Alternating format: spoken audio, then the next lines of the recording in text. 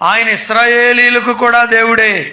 ఇంకొక చోట రోమాపత్రికలు అంటాడు, దేవుడు ఇశ్రాయేలీలకే దేవుడా, అన్యజనులకు దేవుడు కాడా? అవును, ఆయన అన్యజనులకును దేవుడే. ఎక్కడ రాయబడింది? అది రోమాపత్రికలో ఉంటుంది. 2001లో మనం మొట్టమొదటి మీటింగ్ అక్కడ చేయించాం. అక్కడ బస్ స్టాండ్ ప్రక్కన గొప్ప దైవజనుడు ఎస్ దేవసహాయం గారు వచ్చారు.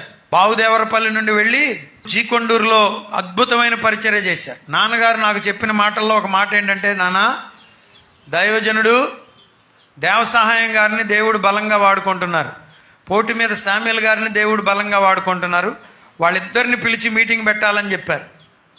అప్పుడు దైవజనులు దేవసహాయం అయ్య గారిని పిలిచాం. వారిద్దరు ఇప్పుడు ప్రభు దగ్గరికి వెళ్ళిపోయారు.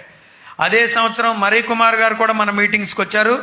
వర్షంలో వాక్యాన్ని అందించారు. మీలో ఎంతమంది గుర్తుందో?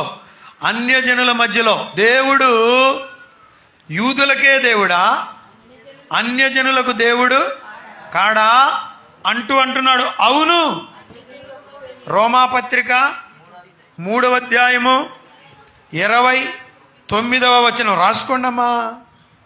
ఆయన ఇశ్రాయేలీలకు దేవుడే, చెప్పండి, అన్యజనులకు